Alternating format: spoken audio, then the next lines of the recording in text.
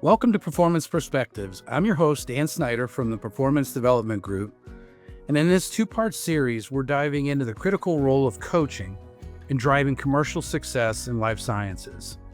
In today's episode, we'll explore how frontline leaders can effectively coach their client-facing teams to elevate performance, execute strategies effectively, and navigate the challenges they see in the field.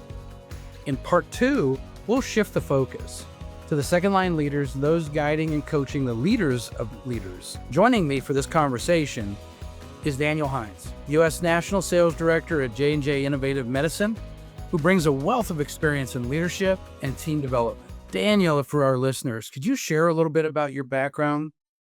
Absolutely, Dan. And listen, thank you for the opportunity. Great chance here to talk about a topic that I'm obviously very passionate about. As you said, National Sales Director, started off in competitive sports, right? So kind of came from that background, football, basketball, had the opportunity to play Division I basketball. Had an unfortunate career-ending injury, so obviously pivoted and changed things. But obviously sports has taught me a lot about that I've transferred into my professional career. Been in the industry almost 20 years now. So been able to touch every functional area commercial. So you'd say I'm a little bit of a generalist, but I know a little bit about a lot to be dangerous and hopefully helpful in different conversations. So I'm excited about the conversation. I'm sure we'll dig into a couple of things here that I know we're both passionate about. And Daniel, I'm excited too. I think you're the perfect person for us to have on this topic and really gain the perspectives and the experience you had. Because you've had all of that, as you indicated, right? You've had the frontline leader experience, you've had the second line leader experience. So I think this is going to be very valuable for our listeners. So I'm excited to kind of engage in this conversation. So let's focus on the frontline leaders first. What do you believe are the 2 or 3 most important foundational skills, most critical for today's frontline leaders to be successful? It's a good question. And I think, honestly, it evolves, right? And it changes and where we're going, you've got to have your head looking out over the horizon. But if I'd probably capture 3 things that I personally believe is uber important as a first line leader, I'd say one is really having an agile leadership style, right? As a leader, especially on the front line, you need to know when is appropriate to be leading up front, along the side, and kind of stepping back and behind with your folks. So being able to adapt and move in different styles is obviously an art, not a science, but it's critically important right now. I'd also say getting comfortable with change. I think you and I can align that it's ever changing. You can wake up next week, next month, and it look totally different. And being comfortable with change is honestly starting to become a competitive advantage for folks. Folks that can't adapt to it obviously may struggle or be able to kind of get their teams through different phases of things. And then I'd say last but not least, and obviously these are no in particular order, but active listening. As a leader, most folks go from being an individual contributor and just try to go become a leader and tell people, what they did to be great. The reality is when you become a leader, it's all about listening and understanding and gathering insights so that you can help your direct reports kind of move the needle on whatever opportunity. So those would be the 3 I kind of tasked as foundational right now. Yeah, I love that. So agility, the ability to change, and really being an active or proactive listener, not only to your people, but to the environment as well. Absolutely. That's great. Daniel, what have you found effective in helping your frontline leaders focus on the most important things you need them to do? Yeah, I think the first thing, especially for even me in my current remit, it's really having an engagement plan with your team, right? How are you going to optimize different channels, modalities? What's the frequency, right? Because at the end of the day, as a leader, you're a visionary. You're trying to help paint the picture of where you're going or where you're evolving. So I think having a plan on how you're cascading some of those things is very important on helping stay focused. I think the other piece is really creating or establishing a common language. A common language helps, right? So if you're talking about development, you're talking about the business, it really helps in storytelling. Because at the end of the day, again, you've got to be telling the story of what does good look like, right? Whatever you're speaking of, you can't just throw out hypotheticals. You can't just say stuff in silo. You've really got to harmonize things for your folks and tell that story as you go forward. And I think a common language and understanding really helps people kind of get behind you and kind of go with you along that journey. Yeah, that really resonates with me. I don't want to put words in your mouth, but I think of two words when you have that common language, and Yeah. that is continuity, right, across your organization, and consistency. Because as I would imagine, both of us have had opportunities in our careers. You want to measure that consistency and continuity because it's easier to coach to at that point in time. Allow them their individuality, but that unified language helps in that consistency and continuity. I don't know if you've experienced that or how you feel about that. No, absolutely. And I think at the end of the day, the real eye opener as you kind of evolve in your career and leadership is as you go up in altitude and scope, you get further and further removed. So to your point, the ability to have consistency is really the magic to it, right? You don't want 100 people doing 100 different things.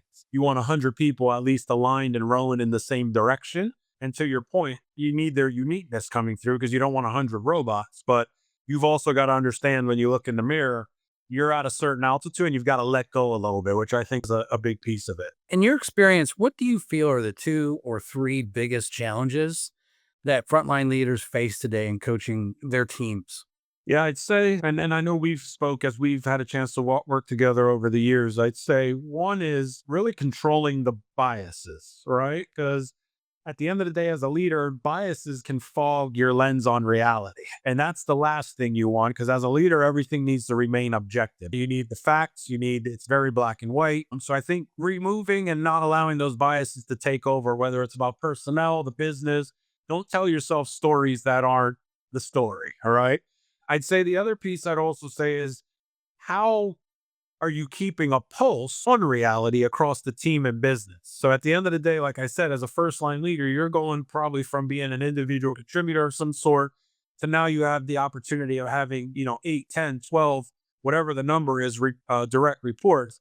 You have to somehow find a way on how are you getting a sense of reality. In sports terminology, what's going on in the locker room when coach isn't around, right? That's really when culture and teams are being shaped. And obviously you don't want to overstep your bounds because that's a place for the players to kind of self-coach, but you have to have a sense of what's going on there to help you as you're shaping the vision and next steps. Yeah, that whole point, and I love both of those for our listening audience. That first point, though, about biases, I'm just curious because we all have biases, right? I mean, we all face those. How do you make them consciously aware that that may be impacting the quality of their coaching? Yeah, I think if you tie it to like what we spoke about earlier, it's active listening, right? So as a leader, if you're not listening and you're just thinking about your agenda and where you're going, you're not picking up on some of those cues. So when I think about biases or biases that I've seen, right? Or heck, let's be honest, even maybe experienced early on, right? I wasn't, always the leader I am now. And I obviously got continuous improvement for myself. But, when you hire someone, right? When you hire someone, you almost have a bias of like, this got to be the person, right? I picked them, like they're my choice, right? And I think you start to look at different folks sometimes through a lens that's not a candid, authentic lens. I think if, hey, you go and you take over a team, there's usually a handoff that occurs. And sometimes you get information about a dynamic, the business, stakeholders, and that can also you know, play with your bias of you're walking into a situation already with preconceived thoughts and notion. I love to try to approach it as best I can with a clean slate. Like it doesn't matter what someone has done historically. Obviously, you don't sweep certain things under the rug. Some of them you've got to kind of really pay attention to, but you've got to give everyone a chance stylistically to kind of lead in and paint their own picture of who they are, their identity, etc. So those are just a couple of the biases that I've seen that can be dangerous because it doesn't allow you to kind of lead from a place of accuracy and a place of like, hey, I really know what reality is and facts are. Yeah, those are great tips for anybody that's listening. So thank you for sharing those. If you're like me, the evolution of this role as a frontline leader has changed significantly over the past 15, 20 years. When I came up to the ranks and I was a frontline leader, it was fairly simple. You put together your routing, you rode with two people a day. It was two field days, and then you went home and wrote your coaching reports or your field coaching reports. And then you had your weekly calls, and everything was all about how are we driving business. The evolution of our marketplace, the customers, the patients, the way that everybody approaches this has created a lot more complexity in this role for leaders to be able to coach and develop the right way. What have you found to be some of the simplest ways to mitigate the complexities that accompany this role? Yeah, and I echo exactly what you said. The role has definitely evolved, right? It's gone from a little bit more, like you said, of the tactical execution to, hey, maybe when we started, it was probably 90% execution, 10% strategy. I think it's probably evolved, if I'm guessing, probably into a 70-30 split where, yes, there's still a lot of that execution, but you also have to pick your head up as well and look around. And I think to your point, when you pick your head up and you look around, there's a lot going on around you, and that's those complexities. I think two pieces I'd say is one, I think it's always being transparent, right? You don't want your people guessing. You don't want your people trying to assume what's going on. So as much as you possibly can, at least my belief is just be transparent. We're all adults. We all should be able to kind of have that hat on and know that we're trying to do the best thing for the business, the patients, whatever the topic is. But I think transparency is a big one to really lead with. I think the other piece is, listen, it's a little bit on the senior leaders, I think, to help with those complexities because as you look at leadership, I don't care where you are in an organization. I believe one of the fundamental things of very good leaders is their ability to filter information. The reality is my boss has more information than I do. I have more information in my direct reports, but that doesn't mean I just spew it or translate it all to them. I need to understand my people. I need to understand their strengths, their weaknesses, their gaps, right? What kind of fills their bucket and what doesn't. So I think a little bit of that filtering the complexity and giving people what they need to at least make their own assessments and go be great. Yeah, that makes a lot of sense. I'm going to throw one into the mix and see what you think about it. I love the transparency and the role of senior leadership and the communication cascade and all of those things. One that I used to anchor in quite a bit is make sure that the expectations are clear. And I think that aligns to your transparency because confusion is, I didn't know what to do or no one told me that. Clear expectations of what's expected, what needs to be done, how do we do this, and how do we win? What are your thoughts around that? Yeah, I think you're spot on, right? At the end of the day, most coaching situations, I can't remember in one of, probably the numerous books and class courses we've been in over our years, 9 times out of 10, 8 times out of 10, coaching situations are due to lack of clarity of expectation, right? And that can mean a lot of things. But to your point, agree that if someone clearly knows what good looks like and what is the from and to, they can go on that journey. But as soon as someone doesn't know either of those things, now it starts getting off of the rails and assumptions and things like that happen. So I definitely agree with you that expectations are critical. You're hoping that's happening day one and also being reinforced periodically as you're going. It's not a one and done kind of conversation either. Yeah, that's all part of that consistency and continuity.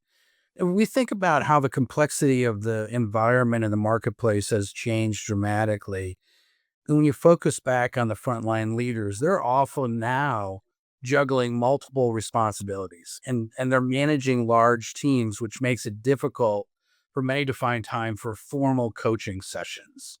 So, sort of building off of that, how can leaders prioritize coaching within their busy schedules and integrate it into the flow of work, ensuring that it becomes a consistent and impactful part of their team's daily routine? Yeah, when I think of that, right, and I don't mean this in any way, but it's like when you become a leader at any organization or any altitude, like the job is coaching. Like there is almost not any single thing that is more important than coaching. Otherwise, there would be no need for a leadership role, right? So I think understanding that you need to make it a priority. Easier said than done, right? Because of the complexities like you shared. And trust me, I live in that world as well where there's always something you can do. But if you understand why you're in place, is to get your teams around you to help them get better and continuous improvement, it becomes a priority. I think the other piece is if you speak specifically for sales and say a first line leader DM, like FCR is a sticking point that everyone does. So field coaching reports. My vision of FCRs is those don't just happen in the field. At the end of the day, you're doing them when you get a chance to be in the field with your team, with the customer. But as a leader, you need to be creating and finding opportunities to observe your people doing good. It's not just when you're in the field with them. So I think prioritizing coaching is also you leading by example and how you're coaching, and also helping people understand that coaching isn't just in one setting or forum or situation, it's all the time. I think the last one, and I do this one myself, is you have to self block your calendar as well, right? You've got to carve out, 30 minutes every 2 weeks, once a week, once a month, whatever the cadence is. You've got to force yourself to have reminders on there of like, hey, go do some inspection, go look at a couple of SDRs, go see how your folks are coaching. Hey, make a phone call, check in with your direct reports. How they feeling? Where are they at? What do they feel great about this week? What do they not feel good about? So I think those are a couple of things that you've got to lead by example, and you've got to create the situation, because trust me, the complexity is not going anywhere. If anything, it's going to get worse. And if you don't prioritize it, it's one of those things that can easily fall between the cracks, which honestly is unfortunate because, like I said at the beginning, it is literally the job. You can't allow it to fall between the cracks.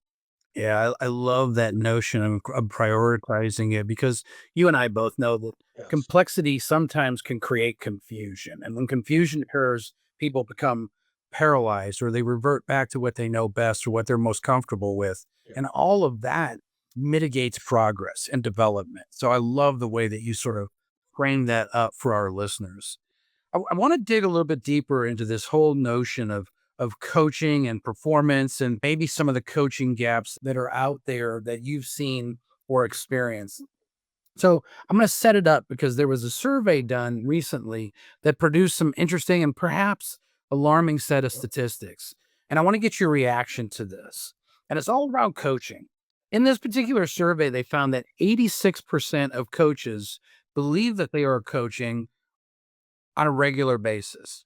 Now, honestly, I don't know what the other 14% are doing, but for the sake of this, that's what Yeah. they came up with. I mean, that's probably a topic for another day. The sales reps were asked the same question, and only Mm. 48% of the sales reps said that they received coaching. Now that's alarming enough, because that's a big miss between frontline leader and sales representative. But what might even be more alarming, and I really want to get your reaction to this, is of that 48% that said that they received coaching, only 14% thought the coaching was useful. There's a lot going on here, and I would just like to get some of your initial thoughts. Yeah, I'd say those numbers are a little bit alarming, right? At the end of the day, the disconnect between assumption and reality, like we spoke about earlier. I'd say maybe two pieces. One, it's really thinking about what is your coaching framework. I know various organizations have different frameworks, right? You've got grow model, you've got situational leadership, you got all of those kind of things. I think having a framework is critical as a coach. I think the other piece is, as a coach, you also need to prepare for coaching conversations as much as you can, right? So I know they all aren't, you're not able to prepare because maybe you're coaching in the moment, which that's a little bit of a different dynamic. But say you're on a field ride and at the end of the day, you're debriefing, like you should be preparing yourself for what does that look like and what framework and what approach you're trying to take. I'd say the last piece is, I also see that why folks probably don't realize they're either being coached is because there was no start and stop to the coach, right? The coaching should probably be framed up with some type of observation, situation, tie back to expectations. As you said, there should be some kind of break in the normal just banter of the day to really say, hey, let's talk about how we're doing against expectations and what I observe. Let's talk about some of the great things I've seen. Let me give you specific examples. And then let's talk about the one or two kind of gaps where I'd like to see some actions and et cetera. I think along with that, a piece that is definitely missed, and I try to hold myself to it because it is something that I've seen time and time again, is it's really trying to make sure that your coaching is smart, the acronym SMART, right? And I think the SMAR part is no brainer, but the time bound part is the critical piece, right? It's almost, hey, this is what I've seen, the situation, measurable action, etc. But by when? Because if you leave a coaching conversation just wide open, then that's when you feel like, well, did we even have a coaching conversation? Because there's no follow up or there's no like, hey, I'm going to circle back and see how is our progress to this desired state. So I'd say those are a couple of things. And again, those numbers are eye-opening, alarming, and I honestly would say a little bit of me is not surprised, right? Because I don't know if leaders have truly evolved like we opened early with. Leadership today, I don't care at what altitude, it's very different and it looks different. And your coachees and your talent is also starting to look different and have different expectations. So I think it's a little bit of that evolution that kind of needs to ramp up as well. Yeah, I love that whole reaction to that. And look, at the end of the day, the numbers of that study aren't important. The gaps that exist in perception is what we need to focus on. And how do you close that so that the experience feels seamless to what the coaches believe they're doing? And more important, it's giving the impact that is expected, right? So I love the notion of some of the ideas that you shared there. The one that hit me hardest is what you're talking about is the time bound of the end of SMART, right? And I was thinking back to my experiences, and one of the things that I always encourage my frontline leaders, and what I did when I was one, is in that time bound, also paint a vision of what success is gonna look like. Like, here's what we want you to do and by this time frame, but if you do that and get there, this is what you should expect from a success standpoint. And if you don't, then you're probably gonna be right back where we are today, and that's not good. Any thoughts on that? Yeah, I mean, listen, I'd say the reality, and I try to kind of work with and help my team on this as well, and teams that I've had. When you're a first line leader, you're really coaching for what is going on when you're not there, right? So you're not really coaching for the situation or the 1 or 2 days, because listen, let's call it what it is. Those are probably going to be the best days, right? Because you're there, you're present, you're observing, etc. You're not coaching for that. You're coaching for what's the footprint you're trying to leave behind for when you leave. And as we know, depending on the size of your team, you could be in rotation with some of your other teammates and maybe not come back to this individual for 4, 5, 6 weeks. So you don't want your coaching to be a point in time and then they just revert back to doing what they were doing and then you don't make any progress. So it's a mindset thing to your point of you're not coaching for today. You're coaching for, hey, this is what I would like to see. And when we follow up in X duration, I would like to hear about why or however you frame it. But that time bound piece definitely needs to be incorporated. Otherwise, it just feels like, hey, thumbs up. Thank you for the feedback. Right. And then you just go back to doing what you were doing. Yeah, exactly. And really what you're validating is the fact that you're okay with the next Yeah, 4 or 500 sales calls that they're going to make before you get back and see them again. absolutely. And that can be frightening. So, when frontline leaders sort of identify some of these performance gaps with their teams, what have you seen as some of the best approaches to address and improve these gaps effectively? Yeah, and listen, I'm always, and I know you don't mean it this way, but just a caveat, right? Performance management, in my eyes, has a little bit of a negative connotation. And the reality is, performance management can be positive as well. So at the end of the day, it's seeking, you should, as a leader, be seeking to see your folks doing good, right? So as you're leaning in and looking for that, obviously things that aren't necessarily great are going to come up as well. And I think what I've seen that has worked is they make sure that their language and tone match the observation, right? So sometimes they observe something or a leader observes something that isn't aligned to expectation or behavioral expectations.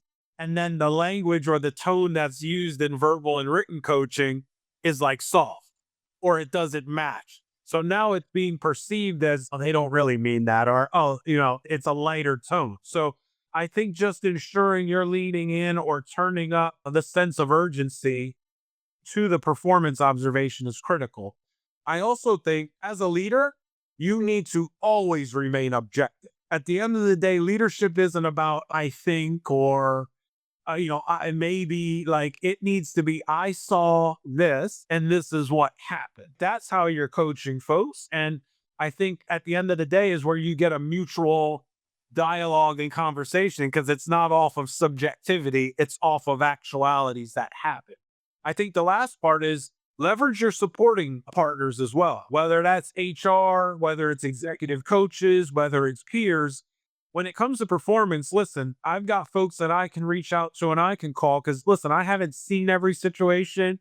Every situation has its own uniqueness. And sometimes before you walk into a coaching dynamic, pick up the phone, talk to a peer, talk to HR, like get some perspective so that you're going in at least with the full picture and in the right state of mind to go address it at the right tone you need. Absolutely well said. So thank you for that. I want to share something. You and I have had this conversation before, and it's a fundamental belief that we have here at PDG. But people may hear this and sort of, raise their eyebrow. One of our beliefs is that frontline leaders are not responsible for results. I want to say that again. Frontline leaders are not responsible for results, but they are accountable to them. What are your thoughts when you heard that the first time and now that you've had a chance to think about it over time? Yeah, I mean, I love it, and it's kind of become a part of our fabric and how we talk. I think you kind of get a reaction from some folks in the room. It's one of those things like, well, what's the difference, right? Or, kind of asking themselves. It sticks for me because responsibility, and it's a little bit to what we said earlier. You are a great, or you could have been a great individual contributor, and then you become a leader. And when you become a leader, you just want to be that individual contributor and just tell everybody what to do. That's being a leader that is acting like they're responsible. Being accountable is understanding that you've got to lead through others. You've got to influence through others. You've got to not look at the business and almost take the business personal to yourself. Because at the end of the day, it's not you per se, and it's not going to change directly because of you. It's going to change because of your ability to evolve. The people around you are the people that are closer to the business. So I think it's a piece that honestly I would love to keep having the conversation and keep challenging the differences between them because I think people understand it. But I think sometimes when you get in tough situations or say the business is in a tough spot, most people are gonna just revert back to that responsible, let's go do this directive type of coaching rather than taking a breath and really getting their people in order and aligned and on the same page of what needs to happen. Yes, I agree completely. It's either directive coaching or sometimes if it's a newer manager, they might just go into super rep mode. And, where that may have a temporary blip of effectiveness, it's not sustainable. Yeah, and it happens at every altitude, right? You get regionals that become sometimes super DMs and they just try to do what they did times 10 now or etc. But to your point, it's not sustainable at the end of the day. And it's short-lived. You're not developing people. You're just developing soldiers per se to just go act on something. Yeah. Danny, I'm loving this conversation. Do you have a few more minutes? I could ask you a couple more questions. Absolutely. I appreciate it, man. Yes. Oh, absolutely. You said a little bit earlier, and I love the way you framed it up, and I'm going to paraphrase it. It's not what you do when you're with the representative, it's the way that you coach and develop them. So, what they do when you're not there, right? And that's what you're really driving towards is the development of those critical behaviors from when you're not in the car and you're not riding with them. So, Daniel, I just want to see if you can expand on that a little bit because I think the key to development is finding a way to develop the behaviors and then sustain that improvement over long periods of time. And I think that's what you were talking about. So I was hoping you might be able to offer up to our listeners a few tips on how a frontline leader can coach that effective. Yeah, and I'd say a few tips, but I'm learning and growing as well in this space. I'd say maybe a couple of areas. One, and I said it before, I think as a leader of leaders, you need to be leading by example as well, right? Like, so in between the coaching sessions, what are your one-on-one sessions looking like? What are other forums looking like? So when you set that standard, your first line leader is seeing it by example and knowing that it's a priority and it's going to constantly happen. I think the second one is, and this is tough for some folks, is you've got to know when to call a timeout at the end of the day as well and prioritize sharpening your skill. So we all want to be in execution mode and go, go, go, but sustainment doesn't happen unless you stop and catch your breath in between and really kind of reflect and try to get better as you're going and checking in with folks as well. Not allowing too much time to pass, because then I think it loses some of its effectiveness and impact if you let too much time. And then I'd say last but not least is when it comes to sustainment, I think it's critical to know communicating the what is many times the easy part. I think the real art as a first line leader becomes, how do you appreciate the uniqueness of how different individuals how will look like, right? So if you and I were in a coaching session and you were coaching me to say, hey, Dan, I think you need to do A, B, and C a little bit better, you may have a vision of what that looks like and how you would do it, but you've got to let go as well and understand that I am going to have my own approach to the how, as long as we're trying to get to the same destination. So I think sustainment is a little bit of that. Again, that letting go and not kind of hovering over top or trying to dictate, what it looks like getting to that piece. So that's how sustainment will continue and almost become a thing that hopefully happens even when you're not around, like we said earlier. Yeah. I think what you're starting to get into is really a follow-up question I want to ask you, and that's the importance of frontline leaders' ability to adapt their coaching styles to the team members, the individual team members.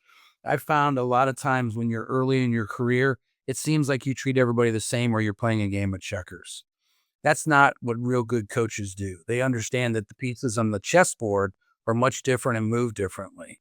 How can they do this effectively with what you've seen? Yeah, a part of it I'd say is you also got to build trust, right? You're building a relationship with individuals. You're understanding what are their motivational triggers? Why do they do what they do? What fills their bucket? And not to be cliche, but even if you think of like an NFL sports team, like Tom Brady, Michael Jordan, no matter how great they are, they still need to be coached, but they need to be coached a little bit differently than, say, the six man on the team or the backup center, right? They all get the same level of coaching. They all should have the same level of expectation as well. That's another key part. It doesn't matter how good, experienced, tender you are, the expectation and the desired state is the same, but how you go about it is a little bit different. And just being very directive or any one style is not going to work for some folks, right? Because they respond differently to it. Some people learn by doing, some people learn by listening, some people learn by observing and watching. So you just got to meet your folks where they are. I'll give you a quick example. It's like from a DM to a sales rep type of situation. Sometimes you could have a situation where, as the DM, hey, let me take the next call with the customer and demonstrate and show. Because I think the real powerful thing is representatives sometimes don't have the ability to stand on the outside and watch. There's a very different dynamic when you're in the conversation, thinking, listening, trying to go to the next piece versus if you're on the outside observing and reading body language. I think that's just a great example to just know who are you coaching as well, because coaching just to coach, that doesn't work. But coaching and really aligning it to people and where they are and what gets them going is the powerful piece when it all comes together. Daniel, you've been great. Let's bring this home, this conversation home for the frontline leaders. You've got an incredible background, a lot of rich history, a lot of experiences. What's one piece of advice you would give a frontline leader about coaching for execution excellence? Yeah, the one, I mean, there's a lot, but I'd say the one, and I honestly even shared a little bit of this. We had a new hire class in today that I had a chance to talk with. And listen, like I just said, coaching is a trusted partnership, and coaching and being a leader isn't about hierarchy, right? It's not, oh, now I'm the boss and now I have a hierarchy position on you.